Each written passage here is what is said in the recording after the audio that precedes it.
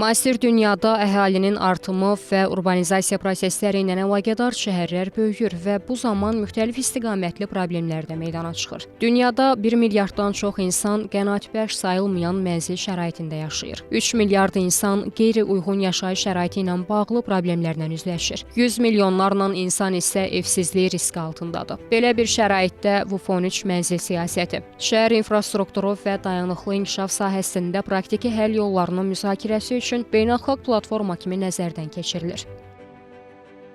Ekspertlər bildirirlər ki, şəhər əhalisinin rahatlığını təmin etmək üçün şəhərsalmada yeni arxitekturanın və süni intellektin tətbiqi, ekoloji tarazlığın qorunması vacib məsələlərdir. Azərbaycanın qlobal xarakter daşıyan beynəlxalq tədbirlərin keçirilməsi üçün kifayət qədər təcrübəsi var və VUFON3-ün də uğurla keçiriləcəyinə şübhə yoxdur.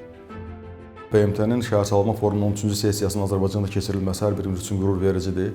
Bu, Azərbaycanın beynəlxalq arenada artan nüfuzunun göstəricisidir ki, yəni etimad edirlər, etimad göstərirlər və bu cür belə bir tədbirin Azərbaycanda keçirilməsinə BMT tərəfindən qərar verilibdir. Bu da təbii ki, cənab prezidentimizin özünün siyasi iradəsi və onun eyni zamanda bu istiqamətdə atdığı mühüm addımların nəticəsidir ki, bu tədbirlər Azərbaycanda keçirilir. Bizim 1 milyondan çox qaçqın məcburi köçkünlərimiz çadırlarda yaşayıbdır. Yəni biz bu prosesi ta 30 il əvvəldən daşıyıb gətirmişik bura qədər. Düzdür, biz hardan hara keçid eləmişik. Bunların hamısı bir siyasi iradənin nəticəsidir. Bu bir mesajdır dünyaya ki, yəni belə deyək, elə ən böyük şəhərsalma modeli Azərbaycan modelidir.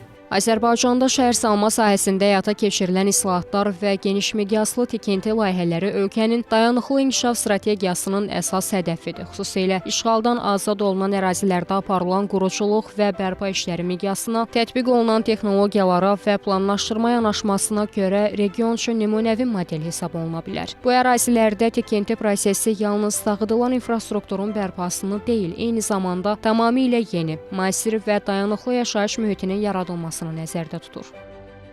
Hazırda azad olunan bölgələrdə şəhər və kəndlər sıfırdan, müasir baş planlar əsasında qurulur. Bu yanaşma gələcək 10 illikləri nəzərə alan strateji planlaşdırmaya əsaslanır. Yaşayış zonaları, sənaye və aqrar sahələr, sosial infrastruktur obyektləri və rekreasiya əraziləri vahid konsepsiya çərçivəsində yerləşdirilir. Bu isə həm iqtisadi səmərəliliyi artırır, həm də əhalinin rahatlığını təmin edir. Son geriyə baxdıqda 30 il ərzində baxırıq ki, təəssüflər olsun ki, şəhərsalma planı pozulubdur. Məsələn, müəyyən qaydalar var, ara məsafələrin saxlanılması haqqında. Yaşıllıq zonalarının üzərində binalar tikilibdir. Baxırsan ki, bina tikilibdir, qarşısında uşaq meydançası yoxdur. Baxırsan ki, bina tikilibdir, qarşısında əlillərin oradan istifadə edəcəyi məsələlər nəzərdən qaçıbdır. Baxırsan ki, yanğın təhlükəsizliyi, binada hər hansı bir yanğın baş verir, ehtiyat çıxışlar nəzərdə tutulmayıb. Ekspertlər bildirirlər ki, müasir layihələr təkcə mənzillə təminata deyil, həm də dayanıqlı icmaların formalaşdırılmasına yönəlib. Nəzərə alsaq ki, şəhərlərə köçün artması vəziyyəti daha da çətinləşdirir. Bu baxımdan mayda keçiriləcək Dünya Şəhərsalma Forumunun 13-cü sessiyasında bu problemlərin həlli yolları birgə axtarılacaq. İlk növbədə insanların həyatını yaxşılaşdırmaq üçün şəhərlərdə böyük tikinti və bərpa layihələrinin həyata keçirilməsi müzakirəyə çıxarılacaq. Bizim təcrübəmiz var, zəngin təcrübəmiz işğaldan azad olunmuş ərazilərdə, məsələn, yer üzündən silinmiş Ağdam şəhərinin yenidən qurulması və bu yenidən qurma işlərinin də smart texnologiyaların, smart city texnologiyalarının əsasında həyata keçirilməsi, günəş panellərindən istifadədir. Bu, bayaq qeyd elədiyim ESG prinsipləri kimi məsələlərdən istifadə olunmaqda. Azərbaycanın da bölüşə biləcəyi həmin platformada öz təcrübələri var.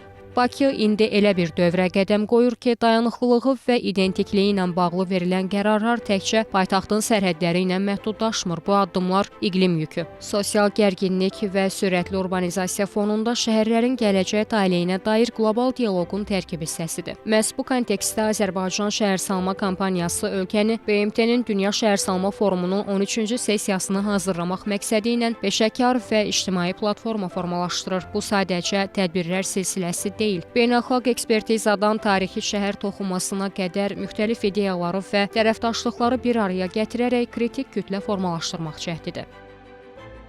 Beləliklə, VUFON 3 sadəcə nüfuzlu bir tədbir deyil, həm də Bakının innovativ urbanizmin qlobal mərkəzi kimi statusunu qəti şəkildə möhkəmləndirəcək dönüş nöqtəsidir. 10 minlərlə eksperti qəbul edən Azərbaycan təkcə qlobal mənzil böhranının həllinə öz mühüm töhfəsini verməyəcək, həm də dayanıqlı, təhlükəsiz və texnoloji şəhər gələcəyinin özünə məxsus işlək modelini dünyaya nümayiş etdirəcək.